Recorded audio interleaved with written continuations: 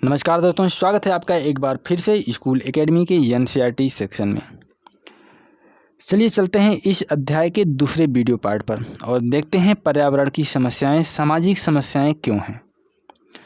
दोस्तों, सामाजिक पर्यावरण की समस्याएं सामाजिक असमानता के लिए कार्य करने वाले विभिन्न समूहों को किस प्रकार प्रभावित करती हैं।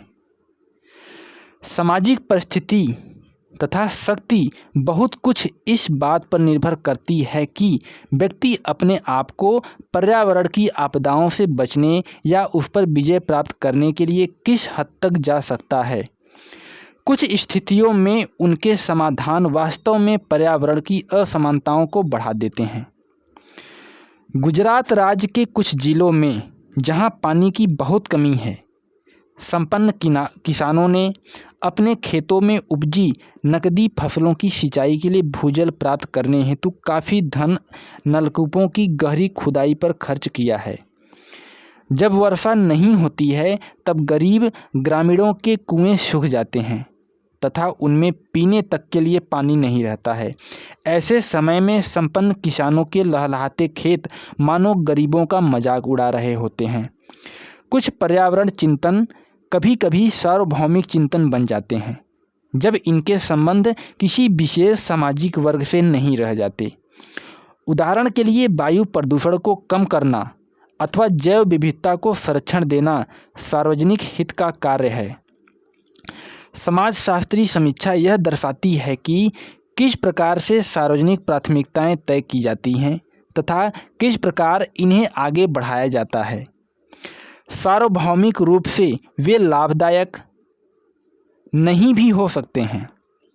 कभी कभी जनहित के कार्यों की रक्षक नीतियां वास्तव में राजनीतिक तथा आर्थिक रूप से शक्तिशाली वर्गों के लाभ की रक्षा करती हैं अथवा गरीब तथा राजनीतिक रूप से कमज़ोर वर्गों को नुकसान पहुंचाती हैं।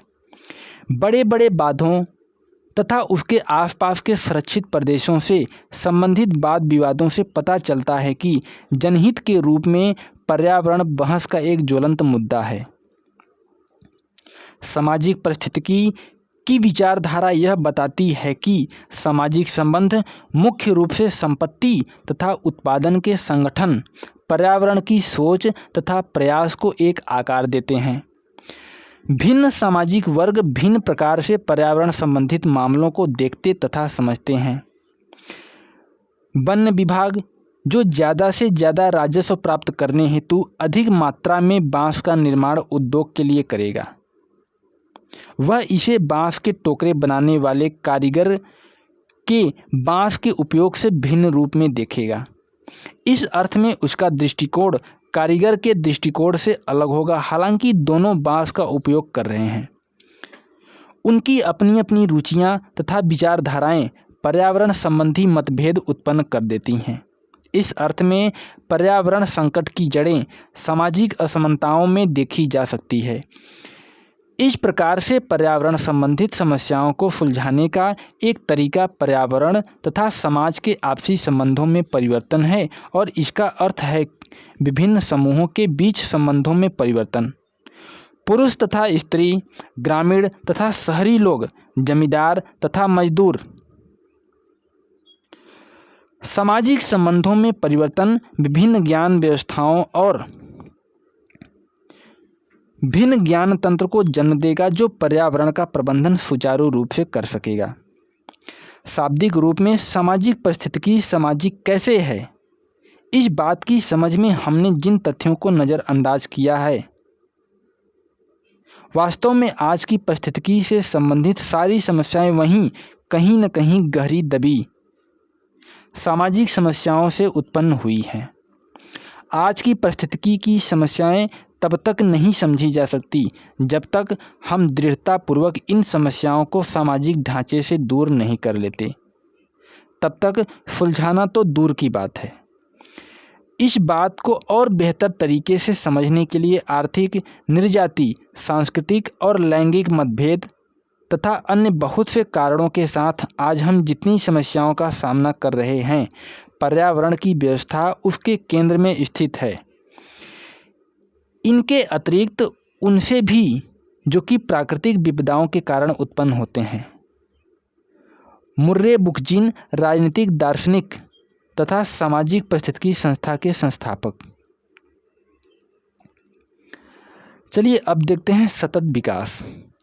दोस्तों, पारिस्थितिकी और अर्थव्यवस्था के बीच एक जटिल संबंध रहा है, लेकिन एक बात निश्चित है कि जब तक दोनों के बीच संतुलन नहीं होगा तब तक मानवता का भविष्य बेरंग रहेगा। पिछले 300 सालों में जिस तरह से आर्थिक विकास ने प्रकृति को नियंत्रित करने और जनसंख्या के एक वर्ग को लाभ पहुंचाने के लिए बेरहमी से उसके शोषण पर जोर दिया है, उससे हजारों वनस्पति और जीव जंतुओं की प्रजातियों के विलुप्त होने की संभावना बढ़ गई है। गैर नवीकरणीय ऊर्जा के प्रयोग पर जोर और बड़ी संख्या में नई नस्लों की शुरुआत के कारण और औद्योगिक दुनिया की बढ़ती मांग को पूरा करने के लिए पारिस्थितिकी के क्षेत्र में बहुत तबाही हुई है। दुनिया भर में चिंता बढ़ रही है कि यदि प्राकृतिक संसाधनों की कमी और जैव विविधता के विलुप्त होने की वर्तमान गति कुछ समय तक इसी तरह चलती रही तो भविष्य में आने वाली पीढ़ी को उसकी कीमत चुकानी होगी। सतत विकास वह विकास है जो भविष्य की ज़रूरतों को पूरा करने के लिए भविष्य की पीढ़ियों की क्षमता को जाने बिना वर्तमान की ज़रूरतों के साथ समझौता करता है। इसमें दो प्रमुख अवधारणाएं शामिल हैं। ज़रूरतों की अवधारणा विशेष रूप से दुनिया के गरीबों की आवश्यक ज़रूरतें जिनको अतिरिक्त प्राथमिकता दी जानी चाहिए, और वर्तमान और भविष्य की ज़रूरतों को पूरा करने के लिए पर्यावरण की क्षमता पर प्रौद्योगिकी और सामाजिक संगठन को राज्य द्वारा लगाई गई सीमाओं पर विचार करना चाहिए। आज पूंजीवादी विकास का आधार खपत है। आज पूंजीवादी विकास का आधार खपत है। नई चीज़ों को लागू करने के लिए पुरानी चीज़ों को नष्ट करना होगा ताकि लोग लगातार नए औद्योगिक उत्पादों का उपयोग करते रहें। दुनिया में असमानता बढ़ रही है।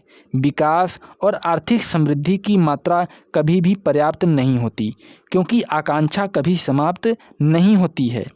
इसका मतलब यह है कि गरीब लोग हमेशा हाशिए पर रहते हैं, क्योंकि उन्होंने अभी तक अपनी कोई श्रेणी नहीं बनाई है।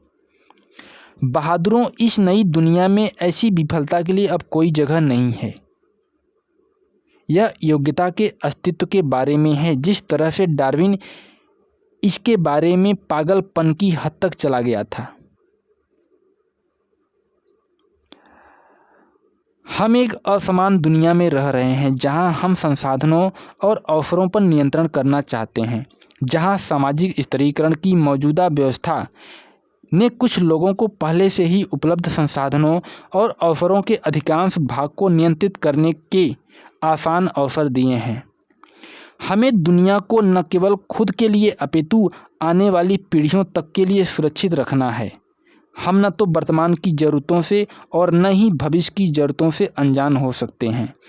हमें ऐसे समाज का निर्माण करने की आवश्यकता है जहां लोग समान हैं, जहां संसाधनों का न्याय संगत वितरण होता है, जहां लक्ष्य समावेशी विकास होता है, लेकिन वह जो समावेशी है परंतु अनन्य नहीं है, यही हमें स्थायी बना देगा। दोस्तों, इन तथ्यों के प्रकाश में संयुक्त राष्ट्रों के 193 सदस्यीय राज्यों के साथ वैश्विक सिविल सोसाइटी ने एक विचारशील प्रक्रिया के माध्यम से इसका नेतृत्व किया और 17 भूमंडलीय लक्ष्यों के साथ सतत विकास के 196 लक्ष्यों का विकास किया। इन लक्ष्यों को भूतपूर्व संयुक्त राष्ट्र महासचिव बान की मून ने अपनी भावनाओं में व्यक्त किया और कहा कि कोई प्लान बी नहीं हो सकता, क्योंकि कोई बी ग्रह नहीं है। चलिए अब देखते हैं वर्षा नहीं पर जल क्रीड़ा। दोस्तों, पानी की भीषण कमी से जूझते हुए विदर्भ क्षेत्र में मनोरंजन तथा क्रीड़ा स्थली की संख्या दिन प्रतिदिन बढ़ती जा रही है।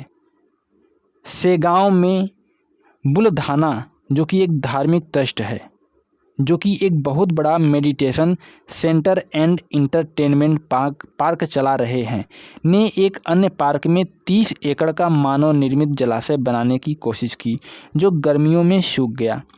लेकिन इसके निर्माण की कोशिश में काफ़ी मात्रा में पानी बेकार बह गया। यहाँ प्रवेश शुल्क को दान कहा जाता है। यवतमाल में एक निजी कंपनी ने दर्शनीय स्थल के रूप में एक सार्वजनिक जलाशय का निर्माण किया है। अमरावती में ऐसे 1 या 2 स्थल हैं जो अब सूख गए हैं और कुछ अन्य नागपुर तथा उसके आसपास स्थित हैं, और यह सब उस क्षेत्र में हैं जहां गांवों को पानी कभी कभी 15 दिन में एक बार मिलता है। इतना ही नहीं, बल्कि महाराष्ट्र में बड़ी संख्या में यह विवाद किसानों की आत्महत्या के रूप में सामने आई है।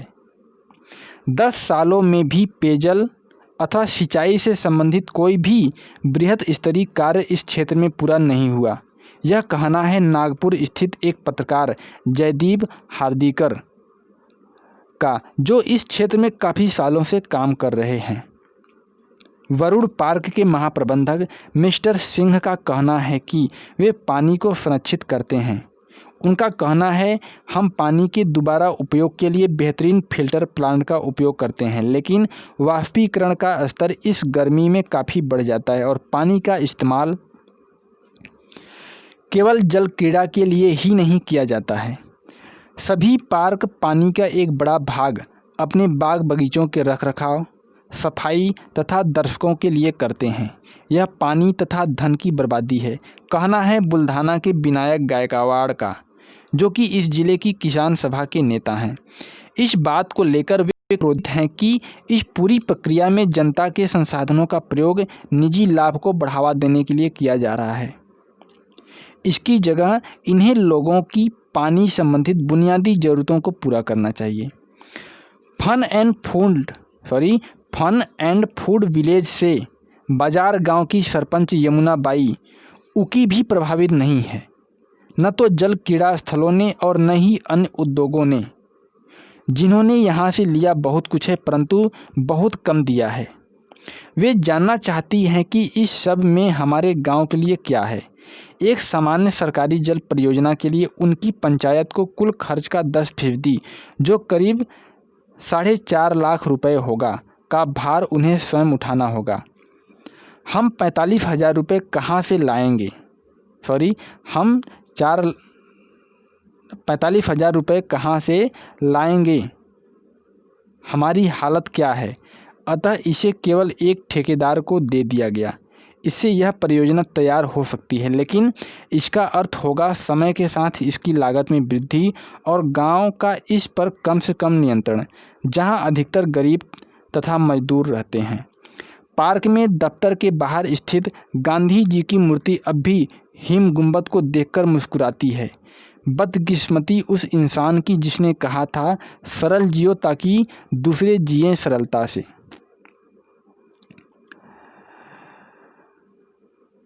महात्मा गांधी जी ने कहा है कि भगवान भारत को पश्चिमी देशों के तरीकों के औद्योगिकरण से बचाए।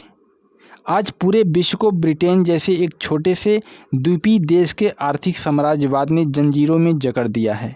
अगर 30 करोड़ जनसंख्या वाला देश वैसे ही आर्थिक शोषण को अपना ले तो यह पूरी दुनिया को टिड्डों की भांति खत्म कर देगा। दोस्तों, जल क्रीड़ा स्थली के परिणामों के बारे में जैसा कि ऊपर बताया गया है, इन सूखाग्रस्त कृषि इलाकों के किसान अपना जीवन अत्यधिक विपदाओं से घिरा पा रहे हैं। पिछले 6 वर्षों की रिपोर्ट को देखने से पता चलता है कि आंध्र प्रदेश, कर्नाटक तथा महाराष्ट्र के हजारों किसानों ने कीटनाशक पीकर आत्महत्या कर ली। आखिर वे क्या कारण हैं जिनकी वजह से किसानों, जो ऐसे व्यक्ति हैं जिन्हें कृषि की अनियमितताएं विरासत में मिलती हैं, ने इस तरह के उग्रतम कदम उठाए? पत्रकार पी साईनाथ की खोजबीन यह दिखाती है कि किसानों की चिंताजनक स्थिति के लिए मुख्यतः 2 कारण उत्तरदायी हैं। पहला, पर्यावरण का गलन तथा दूसरा, आर्थिक कारण।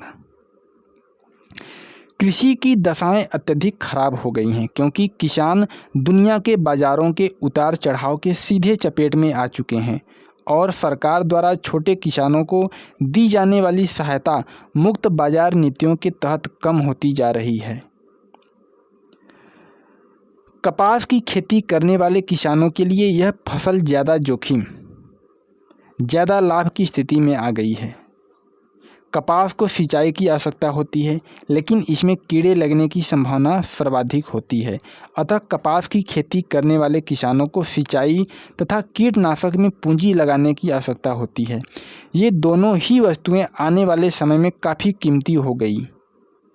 पानी के लिए की जाने वाली ज़मीन की गहरी खुदाई ने जल स्तर को काफ़ी कम कर दिया।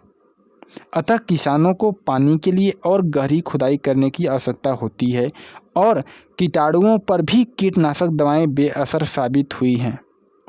अतः किसानों को नित्य नए नए कीटनाशकों की अधिक मात्रा में आवश्यकता पड़ती रहती है, जिसके लिए वे साहूकार या व्यापारियों के पास जाते हैं, जो उनको अत्यधिक ब्याज दर पर ऋण देते हैं। अगर पैदावार नष्ट हो जाती है तो किसान ऋण की रकम वापस नहीं कर पाते। इस कारण न तो वे अपने परिवार का पेट भर पाते हैं और न ही पारिवारिक जिम्मेदारियों जैसे बच्चों के शादी विवाह को पूरा कर पाते हैं। सामाजिक तथा आर्थिक तबाही उन्हें कहीं का नहीं छोड़ती और अंत में आत्महत्या ही उनके पास एकमात्र रास्ता बच जाता है। विचार विमर्श। पानी की कमी प्राकृतिक है या मानव निर्मित? किन सामाजिक कारकों से तय होता है कि उसे विभिन्न उपभोक्ताओं में कैसे वितरित किया जाए? पानी को इस्तेमाल करने के लिए विभिन्न तरीके कैसे विभिन्न सामाजिक समूहों को प्रभावित करते हैं? जैसे जैसे नगरों का विस्तार होता जा रहा है, वैसे वैसे स्थान के लिए मतभेद और बढ़ते जा रहे हैं। एक और जहां प्रवासी काम की तलाश में शहर जाते हैं और कानूनी तौर पर रहने का सीमित स्थान उनके सामर्थ्य के बाहर होता है, वहीं दूसरी ओर वे सरकारी ज़मीन पर बसने के लिए मजबूर होते हैं। इस प्रकार की ज़मीन की मांग काफ़ी बढ़ गई है ताकि समृद्ध वर्ग के लिए यह बड़ी बड़ी बहुमंजिली दुकानें, होटल तथा दर्शनीय स्थल बनाए जा सकें। परिणाम स्वरूप गरीब मजदूर तथा उनके परिवारों को शहरों से दूर निकाला फेंका गया तथा उनके घरों को तोड़ दिया गया। जमीन के अतिरिक्त हवा तथा पानी भी इस शहरी पर्यावरण में महत्वपूर्ण प्रतियोगी के रूप में उभरकर सामने आए हैं। विचार विमर्श अगला। शहर में बसा गरीब वर्ग अक्सर झुग्गियों में क्यों रहता है? वे कौन से सामाजिक समूह हैं जो शहरों में जमीन, जायदाद तथा आवास को नियंत्रित करते हैं? वे कौन से सामाजिक कारक हैं जो व्यक्ति की जल तथा स्वच्छता की आपूर्ति को प्रभावित करते हैं? कल्पना कीजिए कि आप 14-15 साल के झुग्गी झोपड़ी में रहने वाले लड़का या लड़की हैं। आपका परिवार क्या काम करता है और आप कैसे रहते हैं? अपनी दिनचर्या का वर्णन करते हुए उस पर एक छोटा सा निबंध लिखिए। दोस्तों, अध्याय खत्म हुआ और इसमें थोड़ी सी शब्दावलियाँ दी गई हैं। चलिए इसको भी देख लेते हैं। आर्द्रता विज्ञान, जल तथा इसके प्रवाह का विज्ञान अथवा किसी देश अथवा क्षेत्र के जल संसाधन का अध्ययन। वनोन्मूलन, पेड़ों के काटे जाने के कारण जंगली क्षेत्र में कमी तथा अन्य कारणों के लिए भूमि अधिग्रहण, भूमि को कृषि के उपयोग में लेना। ग्रीन हाउस, पौधों को जलवायु की मुख्यतः अत्यधिक ठंड से बचाने हेतु ढका हुआ ढांचा। हरित गृह, मतलब कि बाहर के मुकाबले अंदर का तापमान अधिक होता है।